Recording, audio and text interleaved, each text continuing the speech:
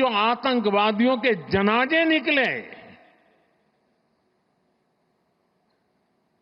6 मई के बाद जिनका कत्ल हुआ, उस जनाजे को स्टेट ऑनर दिया गया पाकिस्तान में। उनके कॉफिन पे पाकिस्तान के झंडे लगाए गए। उनकी सेना ने उनको सैल्यूट दी। ये सिद्ध करता है कि आतंकवादी गतिविधि ये प्रॉक्सी वॉर नहीं है, ये आपकी सोची समझी युद्ध की रणनीति है। आप वॉर ही कर रहे हैं। हम पूरे विश्व को एक परिवार मानते हैं। हम अपने पड़ोसियों का भी सुख चाहते हैं। वे भी सुख चैन से जिए, हमें भी सुख चैन से जीने दे।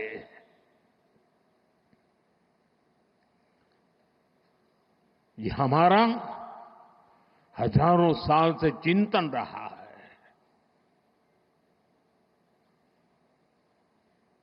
लेकिन जब बार बार हमारे सामर्थ्य को ललकारा जाए,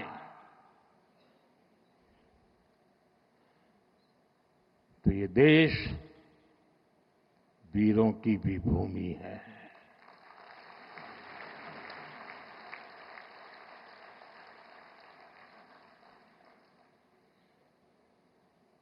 आज तक जिसे हमें प्रॉक्सी वॉर कहते थे,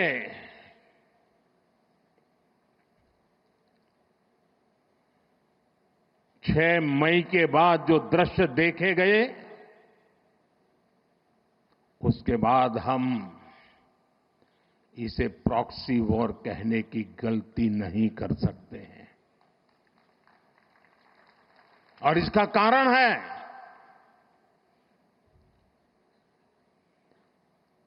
जब आतंकवाद के 9 ठिकाने तय करके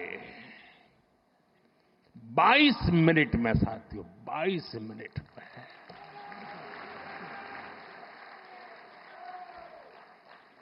उनको ध्वस्त कर दिया। और इस बार तो सब कैमरा के सामने की सारी व्यवस्था रखी थी ताकि हमारे घर में कोई सबूत न मांगे। अब हमें सबूत नहीं देना पड़ रहा है, वो ऊपर वाला दे रहा है।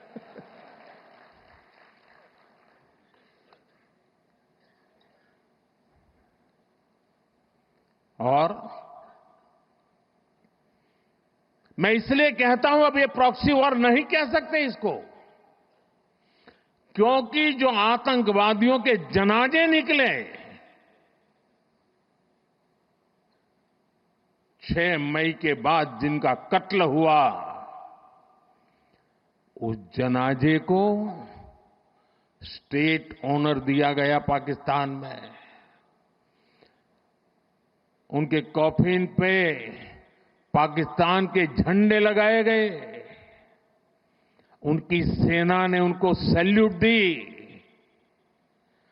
ये सिद्ध करता है कि आतंकवादी गतिविधि ये प्रॉक्सी वॉर नहीं है, ये आपकी सोची समझी युद्ध की रणनीति है।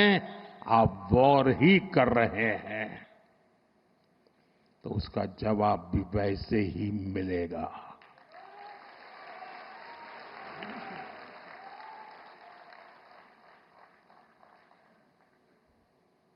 हम अपने काम में लगे थे, प्रगति के राह पर चले थे।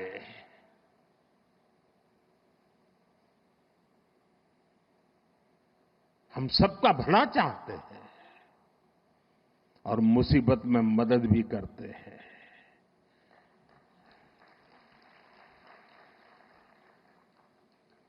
लेकिन बदले में खून की नदियां बहती है।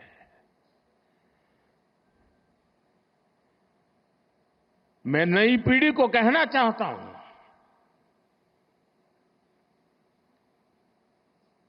देश को कैसे बर्बाद किया गया है। 1960 में जो इंडस वाटर ट्रीटी हुई है, अगर उसकी बारीकी में जाएंगे तो आप चौंक जाएंगे। यहां तक तय हुआ है उसमें कि जो जम्मू कश्मीर की अन्य नदियों पर डैम बने हैं, उन डैम का सफाई का काम नहीं किया जाएगा, डिसिल्टिंग नहीं किया जाएगा, सफाई के लिए जो नीचे की तरफ गेट है वो नहीं खोले जाएंगे। 60 साल तक ये गेट नहीं खोले गए और जिसमें 100% पानी भरना चाहिए था, धीरे धीरे इसकी कैपेसिटी कम हो गई, 2%, 3% रह गया। क्या मेरे देशवासियों को पानी पर अधिकार नहीं है क्या? उनको उनके हक का पानी मिलना चाहिए, नहीं मिलना चाहिए क्या? और अभी तो मैंने कुछ ज्यादा किया नहीं है।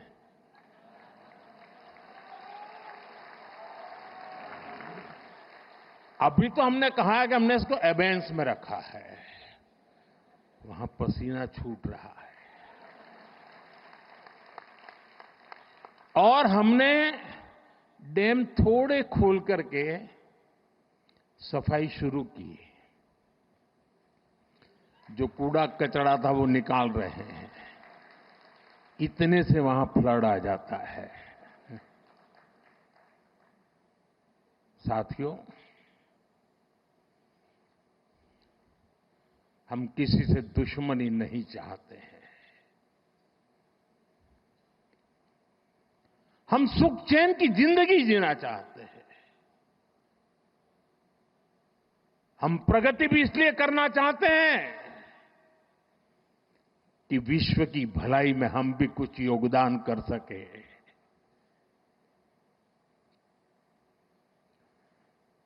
और इसीलिए हम एक निष्ठ भाव से